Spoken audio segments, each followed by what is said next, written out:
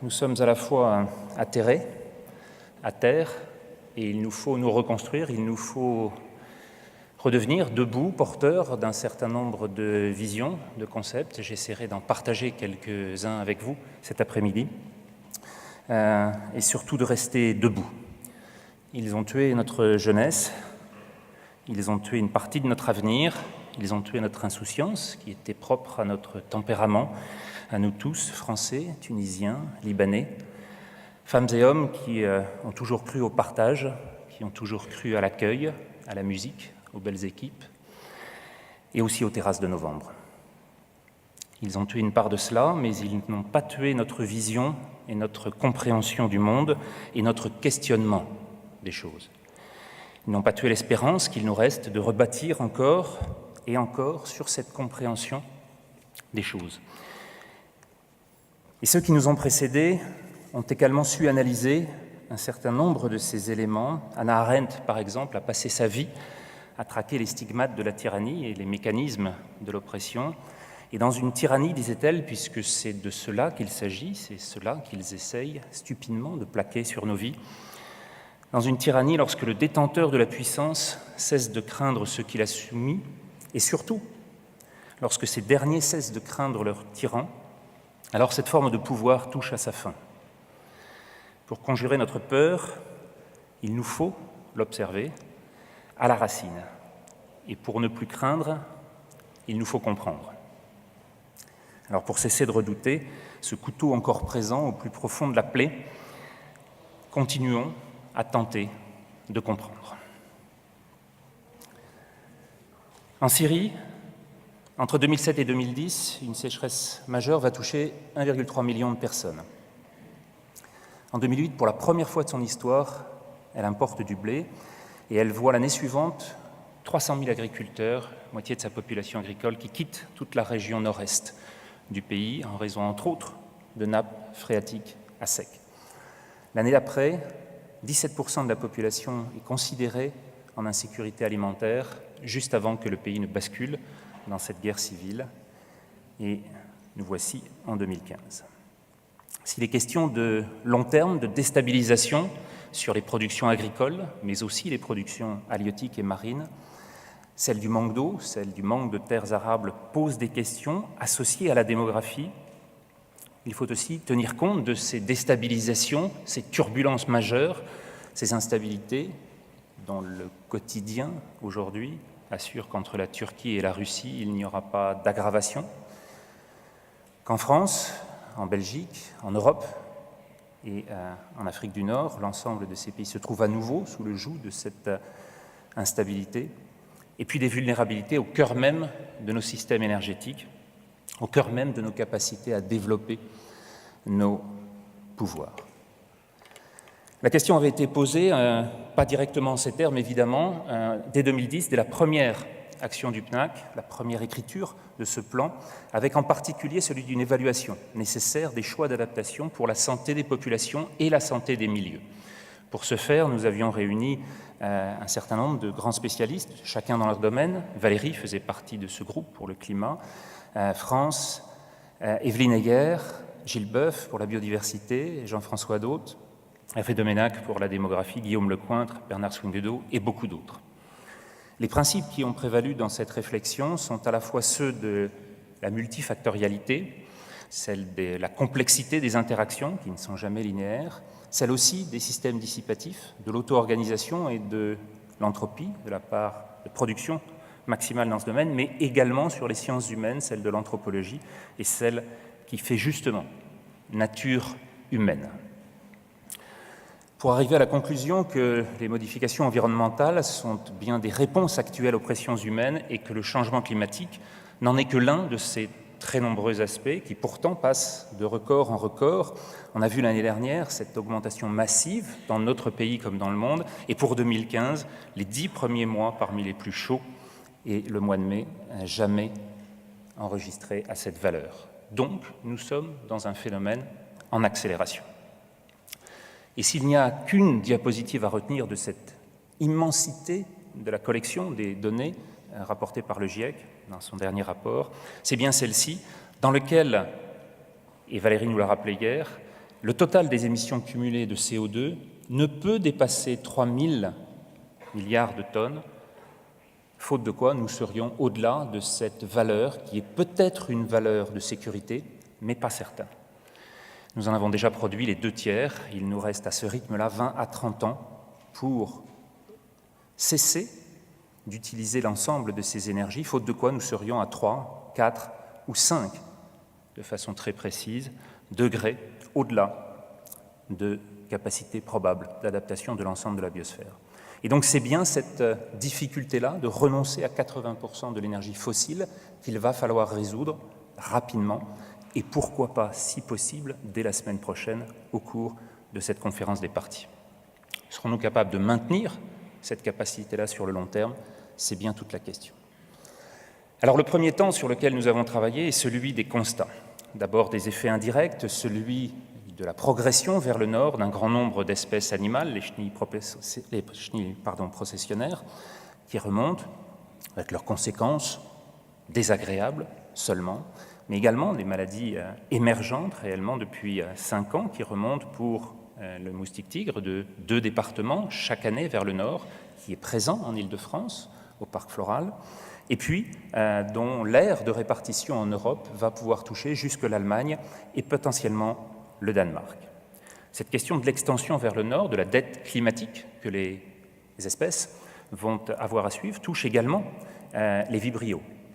Au bord de la Baltique, cette relation entre le nombre d'épidémies avec les années et la température de surface marine est directement démontrée, et on a eu ce matin, sur ce questionnement dans l'ensemble des eaux françaises, une excellente présentation de Charlotte Span sur justement le même type de relation concernant les cyanobactéries. La raison de cette modification est celle de notre empreinte. Et le grand dilemme de l'Anthropocène est aussi celui dans lequel cette empreinte ne se construit pas de façon aléatoire, mais suit malheureusement une courbe qui pour l'instant est une courbe logarithmique ou exponentielle selon l'orientation dans laquelle on le regarde, mais qui fait que chacun s'éloigne au fur et à mesure de ces épisodes de développement, de cette zone qui serait celle du développement durable, où nous pourrions maintenir notre développement humain, cet IDH, indice de développement humain cher à Amartya Sen et à Joseph Stiglitz, mais dans lequel on voit que l'ensemble des pays développés n'ont pas du tout suivi cette voie. Nous sommes là-haut progressivement vers des valeurs beaucoup plus élevées, de 6 globalement, cette empreinte de 6 terres dont nous avons besoin chaque année. Et puis, au-delà encore, les pays du Golfe, dont la production énergétique et les décisions de mettre au cœur du désert des pistes de ski continuent de résonner de façon très étrange dans nos capacités. Mais à l'intérieur même de nos pays, un certain nombre de nos activités vont, elles aussi, et les hôpitaux par exemple, avoir, bien entendu, des capacités sur lesquelles nous investissons et sur lesquelles nous souhaitons obtenir en retour, sur cet investissement, des capacités très fortes. Et puis au-delà encore, nous avons parmi les dirigeants politiques, les dirigeants des grandes organisations, les sportifs de haut niveau, des consommations encore plus importantes qui sont pourtant le cœur de notre représentation et le cœur de notre délégation. Donc ça pose un certain nombre de ces questions autour de notre capacité à réduire cette empreinte dont nous avons passé le degré de durabilité depuis bientôt 30 ans et qui montre que cette espèce progressivement, de par son succès, va s'étendre, mais s'étendre au détriment de celles qui l'entourent. Et on en a la preuve sur un certain nombre d'études que Philippe Curie, Daniel Pauly et d'autres ont montré sur les réserves halieutiques et les grandes pêches dans l'océan Atlantique Nord, par exemple, avec ce recul entre l'abondance des prises entre 1900 et 2000, dont vous voyez l'impact sur la réduction de ces quantités. Alors, parlant d'océan, on voit qu'un certain nombre d'éléments vont jouer aussi sur ces aspects. L'élévation du niveau des mers nous donne des premiers signes d'alerte. Le signal bâti à 400 mètres du front de mer en 1975 va être l'un des signaux justement importants de ce recul et de l'augmentation de l'érosion du littoral. Et sur toutes ces interdépendances, sur le plan macroscopique, il faut concevoir ce que Valérie nous rappelait hier, 3% du bâti chaque année de plus en zone inondable en France. Et l'évolution de la densité de la population sur les 10 dernières années montre que ce sont dans les départements littoraux, justement, que la plupart de nos concitoyens vont chercher de plus en plus près de la mer, de plus en plus près de l'eau, un certain nombre des critères et des caractéristiques d'une qualité de vie particulière. Et bien entendu, celle-ci, qui refait l'actualité actuellement, a été douloureusement ressentie entre une interconnexion entre ces phénomènes climatiques de vent, de marée, la rupture de digues vieillissantes et les facteurs démographiques non contrôlés ou parfois voulus avec les 23 décès de l'Aiguillon et de la Faute-sur-Mer.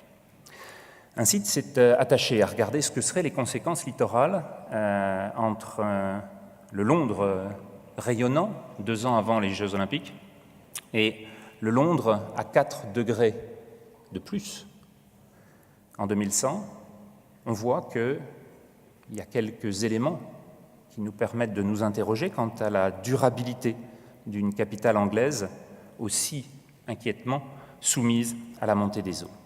Mais Dunkerque, juste en face, de l'autre côté, sur le rivage flamand, ne fera pas mieux que l'ensemble des côtes belges, néerlandaises. Ce recul de plus de 10 km attendu va également toucher Le Havre, Saint-Nazaire, Marseille, Bordeaux, et donc à 4 degrés, 70% du transport maritime actuel en 90 ans pourrait être hors de capacité.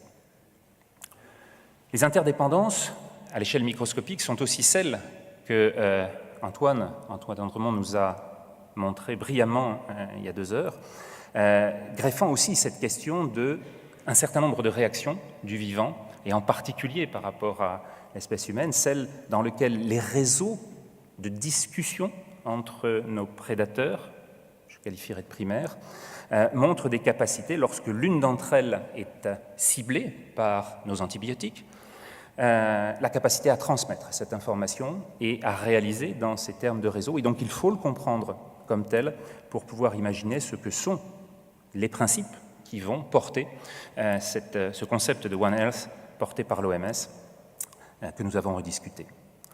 Alors que dans le même temps, les contraintes elles-mêmes vont se voir par le biais de cette augmentation des capacités de résistance, non pas les nôtres cette fois-ci, mais celles des parasites, des bactéries et des virus, agresser la part la plus vulnérable de notre population, celle qui est soumise à des facteurs physiques, à des maladies dégénératives, des maladies métaboliques et environnementales, sera potentiellement, au XXIe siècle, l'une des grandes fonctions, justement, de cet équilibre ou de ce recul, peut-être, de nos frontières au regard de toutes ces vulnérabilités. Et donc, comment concevoir ce que sont l'évolution de ces vulnérabilités? La première d'entre elles est bien entendu connue, c'est celle qui vont concerner les pathologies liées à l'âge. Et le vieillissement de nos populations, que Bernard montrait dans cet ouvrage paru très récemment, est aussi celui sur lequel l'on constate finalement que nos capacités individuelles vont suivre au cours du vivant, au cours de notre vie, une fonction très simple de croissance et de décroissance.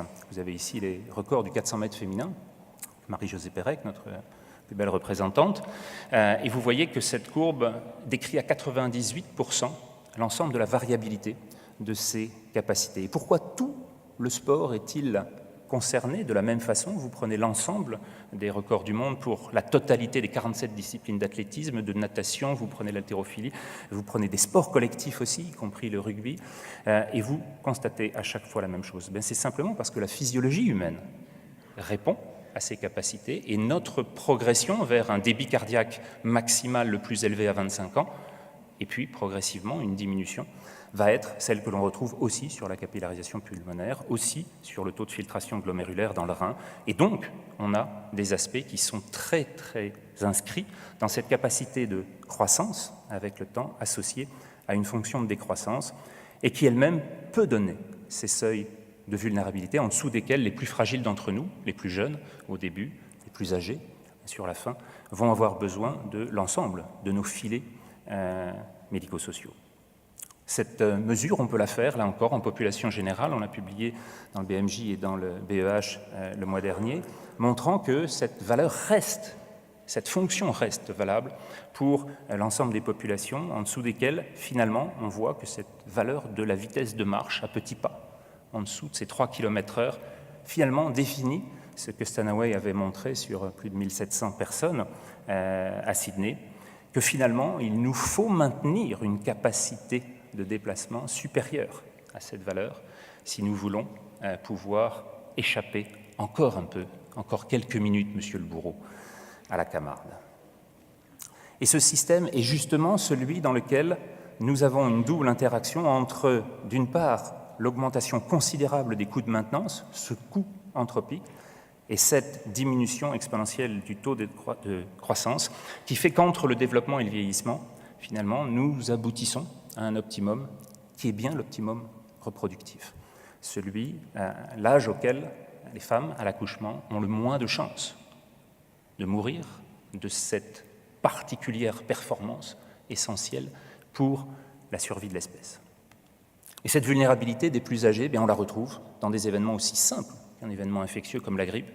Cette année, 18 300 décès supplémentaires, dont 90% avaient plus de 65 ans, alors qu'ils ne représentent que 18% de la population. Ces associations entre capacité, performance, résistance sont directement liées les unes aux autres. Et donc, la question, pour raisonner ces couplages, va aussi nous poser la question de l'observation de ces événements. L'espérance de vie en jaune pour les femmes, en bleu pour les hommes en France, montre 2 éléments. D'abord, la diminution progressive du taux de croissance qui s'est réduit d'un facteur 5 chez les femmes, 2,5 chez les hommes, et en même temps, des impacts importants qui montrent que les événements extérieurs, Première et Seconde Guerre mondiale, vont avoir sur ce schéma entre 1850 et 2015 des effets extrêmement importants. Mais ces effets, Antoine les montrait également avec cette idée de la corrélation non causale, mais peut-être mécanistiquement valable, on les retrouve là encore dans les records mondiaux,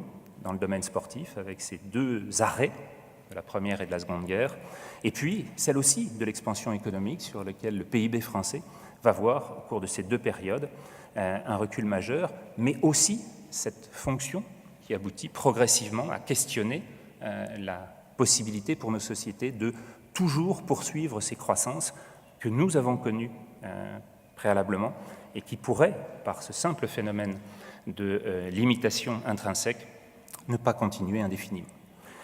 En ce qui concerne la transition épidémiologique et gain sur l'espérance de vie, on le voit entre le 19e et le 21e siècle sur 2 phases très différentes qui vont dans un premier temps permettre d'augmenter l'espérance de vie à partir des gains sur les âges les plus jeunes, et c'est la lutte contre les maladies infantiles, une lutte contre les maladies infectieuses que nous allons gagner dans un premier temps, et qui, dans un deuxième temps, va traduire les effets considérables et beaucoup plus coûteux de la médecine des pathologies liées au vieillissement, qu'il s'agisse des cancers ou des maladies cardiovasculaires, dont énormément de facteurs de risque sont communs, bien sûr, qui vont montrer cette rectangularisation de la courbe de Kaplan-Meier.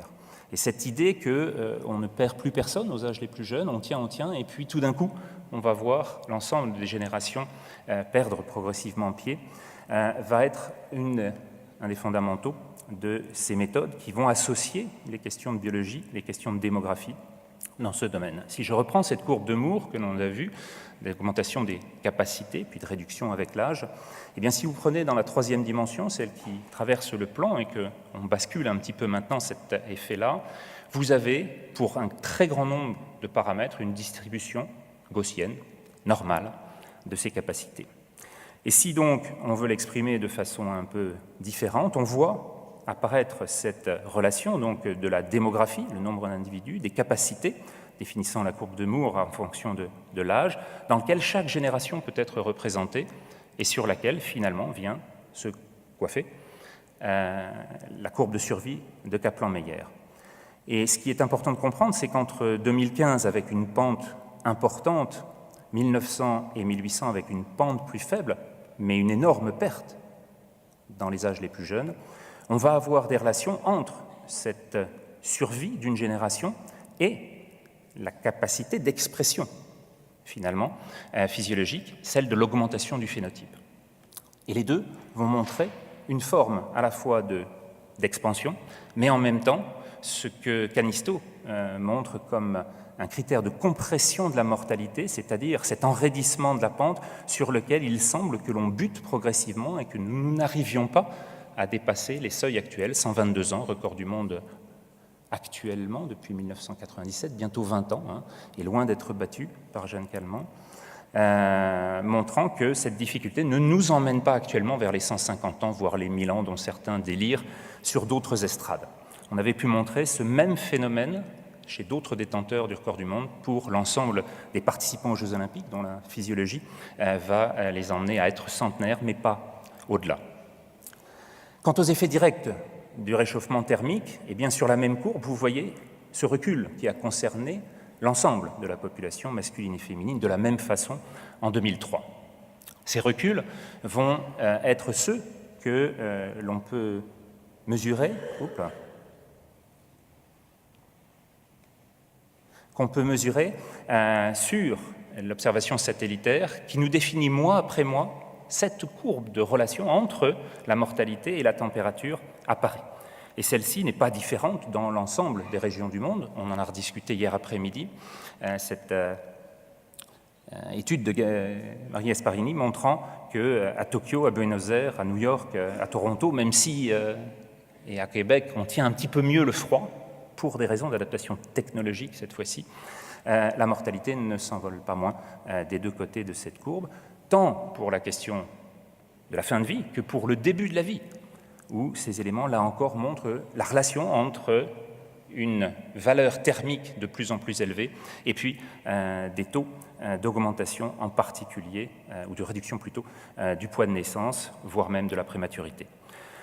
Et donc ces deux effets de performance se retrouvent aussi, là encore, au moment le plus élevé, puisque sur l'ensemble des 2000 meilleurs performeurs mondiaux analysés dans la dernière décennie, eh bien, vous voyez strictement la même distribution autour de ces 23 degrés, plus ou moins 15 pour ceux qui sont, je dirais, les plus loin d'Usain Bolt, mais là-haut, l'échantillon se resserre, toujours centré par ce 23 degrés, qui est l'optimum thermique, là encore, entre 20 et 25, finalement, dans l'hémisphère nord, pour nos courbes de mortalité. Et donc, on voit là encore des relations extrêmement fortes entre les capacités de performance et la performance ultime, qui est la survie.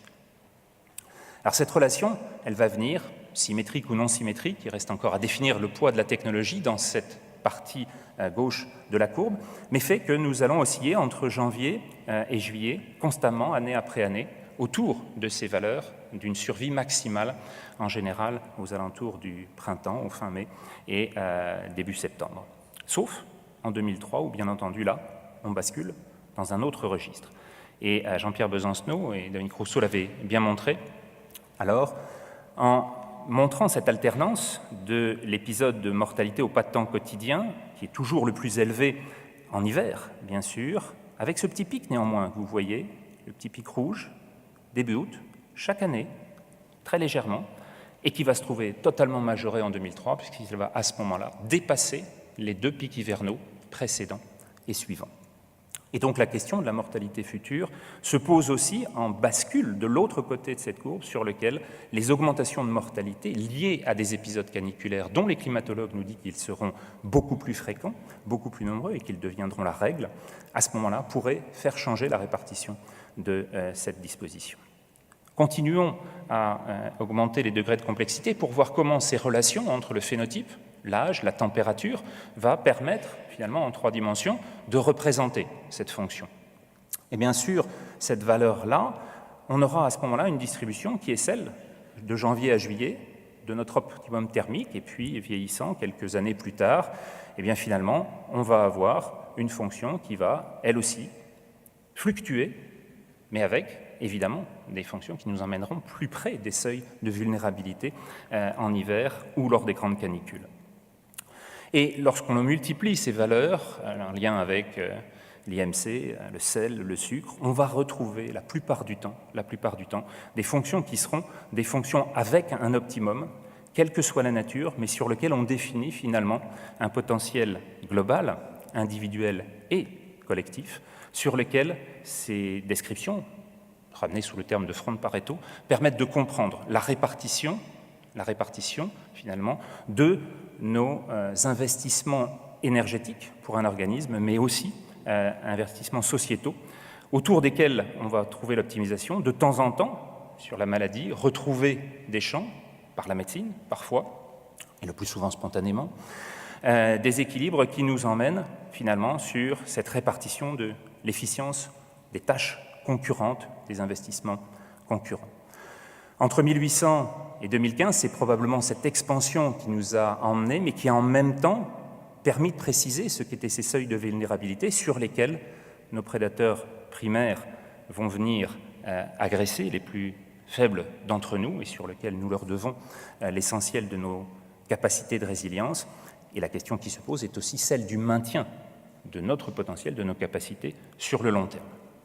Alors pour conclure, puisque je vous ai montré l'ensemble des méthodes que nous avions développées à partir de là, l'ensemble de ces analyses faites et que vous trouverez en détail dans le rapport permettent à partir de ce moment-là de regarder sur des fonctions agricoles, par exemple les vulnérabilités des réseaux urbains. Et donc dans une société de plus en plus urbanisée comme la nôtre, la résistance des systèmes de transport et d'approvisionnement va être une des questions majeures.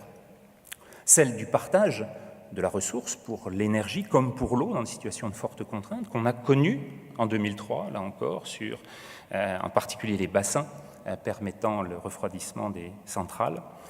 Celle de la prise en compte maintenant de l'ensemble de ces facteurs de vulnérabilité, pas les deux éléments qu'on a pu brosser aujourd'hui, mais de l'ensemble de ces facteurs doivent être totalement intégrés pour aboutir à des décisions qui, dans des contextes comme celui de l'urbanisme, de l'architecture, doivent cibler un certain nombre de ces régions à risque, mais surtout celle de la transition énergétique, celle du renoncement de cette énergie fossile qui pourtant nous a donné autant de succès dans les dernières années. La question de la recherche en adaptation a été posée quasiment dans toutes les sessions hier et ce matin, nécessitera d'avoir une vision et des concepts qui eux-mêmes évoluent dans l'analyse de la complexité et dans lequel on doit finir par définir des recommandations d'éducation à la santé, mais en particulier de l'écologie de la santé qui nous permet de mieux comprendre l'ensemble de ces domaines. Et puis pour terminer, celui bien entendu de la prise en compte au plus haut niveau,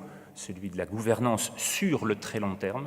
Et là, la pérennité de nos sociétés est bien entendu l'un des éléments majeurs si elle sait tenir compte à la fois de ces relations et de ces décisions dont les bénéfices, et c'est typiquement le dilemme de la prévention, ne seront connus que beaucoup plus tard. Voilà, l'ensemble de ces questions, vous l'avez résumé dans ce rapport, l'impact sanitaire de la stratégie d'adaptation, qui est disponible à la documentation française. Un certain nombre d'autres ouvrages, celui de l'homme malade de Bernard Swinguedo, Futurible, la gouvernance de très long terme, et puis le dernier à l'ouverture, à l'occasion de la réouverture du musée de l'homme, préfacé par Yves Coppens, fait partie d'un certain nombre de ces réflexions anthropologiques, sociétales et biologiques. Et je vous remercie de votre attention.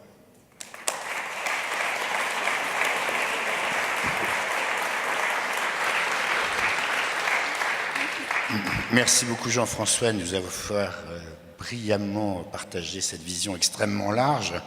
Mais du coup, il y aurait matière à un débat avec la salle toute l'après-midi.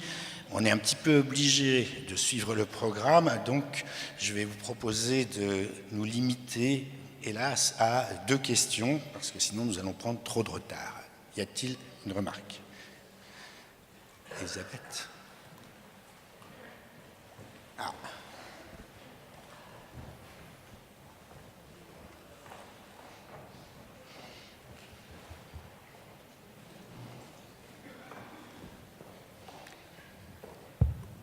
Merci, c'était vraiment fascinant.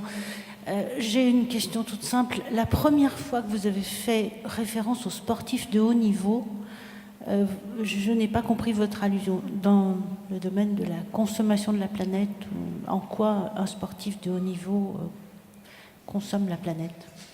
Un sportif de haut niveau, ça se déplace tous les dimanches, ça prend l'avion, ça va à l'autre bout du monde, ça va avoir des tournois de qualification pour participer aux Jeux Olympiques. C'est le même régime que celui de nos dirigeants politiques. La question derrière est aussi celle de à quoi servent ces valeurs que l'on a mesurées chez les sportifs de haut niveau. Ça sert à nous montrer les limites de la physiologie humaine, parce que c'est dans cette position-là, finalement, que l'on sait que le plus haut degré, finalement, de la physiologie a pu être atteint. Et c'est sur tous ces domaines que l'on doit comprendre à ce moment-là, non pas ce que l'on a souvent entendu en épidémiologie, mais ça ne nous concerne pas, puisque c'est une autre population que la population qui nous intéresse, celle des malades. Et en fait, il faut bien comprendre dans cette distribution que les uns et les autres, des deux côtés de la courbe, de la distribution, nous donnent le même renseignement, celle de la fonction aux limites, celle dans laquelle on a très peu d'éléments, parce qu'une maladie génétique, parce qu'une maladie dégénérative arrive, et à l'inverse, celle dans laquelle on a toutes les capacités, en tout cas le maximum exprimé, sur un certain nombre d'éléments extrêmement précisément mesurés aussi. La différence, c'est que là, on n'a pas de doute sur la réalité. Quand c'est 2,45 m, c'est 2,45 m. Quand c'est 6,16 m, c'est 6,16 m. Personne n'est allé au-delà. Et donc cette idée de l'analyse du comportement aux limites est extrêmement forte pour réenrichir ensuite les outils de questionnement en population générale et en particulier aussi pour nos malades. Oui.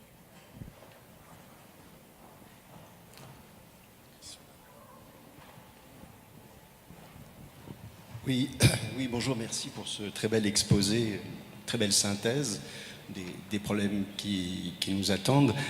Mais je voulais vous... L'effet Larsen, je voulais vous poser une question. Vous avez dit que le cancer était surtout lié au vieillissement, qui était une maladie du vieillissement. Moi, j'aurais plutôt tendance, bien sûr, c'est une des causes, mais j'aurais tendance à plutôt dire qu'il est lié à la dégradation de l'environnement, à la pollution généralisée de notre environnement, hein, et à sa contamination, à la destruction des écosystèmes, etc. Donc, d'où la santé, la problématique de la santé environnementale, qui est une problématique extrêmement complexe, multifactorielle. Bon, ça, c'est une première question. L'autre question, c'est à propos de notre modèle de santé publique actuelle. Est-ce que vous ne pensez pas qu'il est un petit peu trop curatif, un petit peu trop technologique? Est-ce qu'il ne devrait pas aller vers un modèle plus préventif et notamment prendre en compte un petit peu tous les problèmes que vous avez évoqués?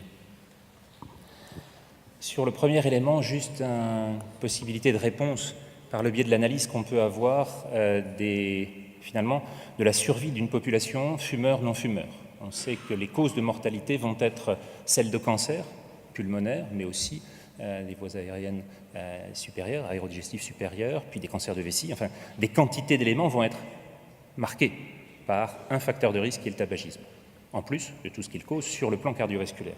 Voici ce que donne l'analyse des différences entre les fumeurs et les non-fumeurs. Ces 11 années, la courbe est la même. C'est celle que je vous montre, c'est celle d'une diminution exponentielle avec le temps. La seule chose que l'on fait en fumant, c'est de s'amputer, finalement, d'accélérer son vieillissement, le vieillissement de l'ensemble de ses organes. La cause n'est pas le tabac, la cause n'est pas l'âge, la cause n'est pas l'ensemble des facteurs, c'est l'association de tout ça. Ce sont les interactions des unes avec les autres. Ça ne remet pas en cause le principe initial, mais par contre, ce que vous voyez, c'est que dans toutes les analyses épidémiologiques de cancer, finalement, le nombre ne cesse de s'envoler, le taux ne cesse de s'envoler à partir d'un certain âge, mais de façon continue. Et c'est donc bien sur cet élément-là que va se greffer la dégradation de l'environnement. Je vous rejoins absolument, sur lequel nous avons énormément de questions. Et dans le même temps qu'on va avoir cette dégradation de l'environnement, on va aussi avoir l'augmentation des capacités diagnostiques. Et ces deux éléments-là vont perturber de façon très importante la réelle comparaison des chiffres de génération en génération.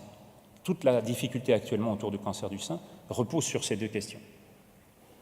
Quant à la difficulté d'une médecine préventive et d'une médecine curative, effectivement là-dessus, on va y passer toute l'après-midi. C'est un des grands sujets sur lesquels on essaye les uns après les autres, et là encore génération après génération, de renforcer cette part de compréhension, et c'est bien le terme d'écologie de santé que je voulais admettre dans cette réflexion pour le débat.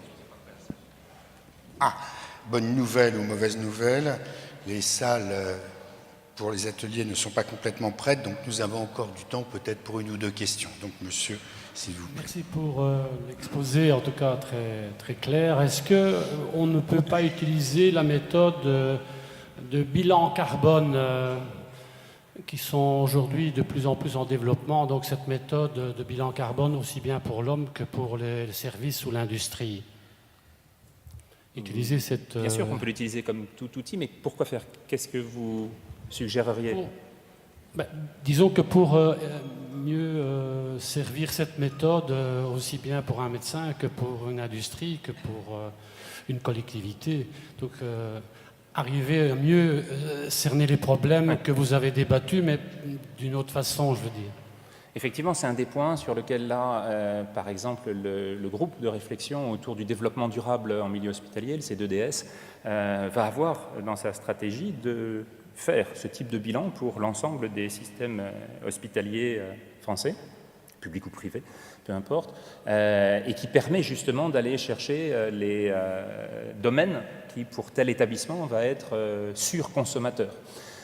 On l'a vu autour des questions d'antibiorésistance, on l'a vu autour des questions de production, on l'a vu autour des questions simplement de chauffage de ces établissements dans lesquels on a besoin d'avoir les 23 degrés constamment dans l'ensemble des chambres pour les sujets les plus vulnérables au décours d'une chirurgie. Juste cet élément-là, la température de la chambre après une chirurgie, est un des éléments, un des facteurs de performance de la vitesse de récupération chirurgicale, en plus de l'activité rapidement retrouvée, etc., etc.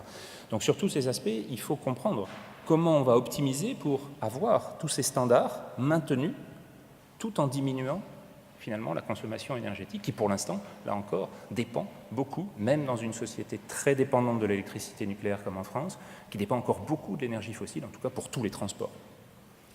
Bon, dernière question peut-être, Franceline Marano. C'est plutôt un commentaire à partir de ce qui vient d'être dit sur le bilan de carbone. Il se trouve que la loi de transition énergétique a été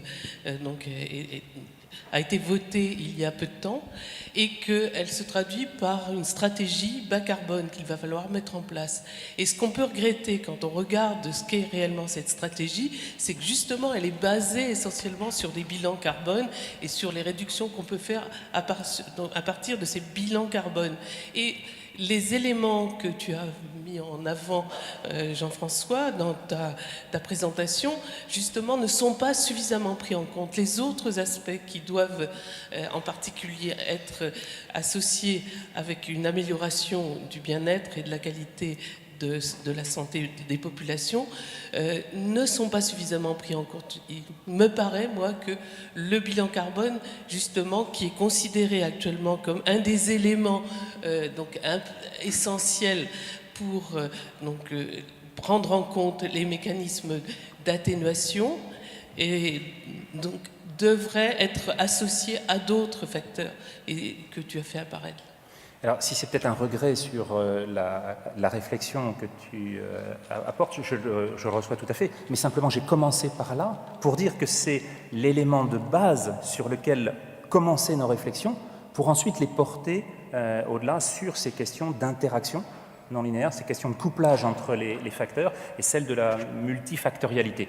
Donc c'est bien sûr un des points de base sur lesquels on peut imaginer des utilisations d'outils, alors cette fois-ci simples, pour pouvoir faire la base de nos diagnostics dans l'ensemble de nos activités, dans l'ensemble de nos sites, et puis ensuite de voir comment les uns et les autres interagissent, en ce qui concerne en particulier la question des politiques publiques qui nous concernaient sur le HTSP.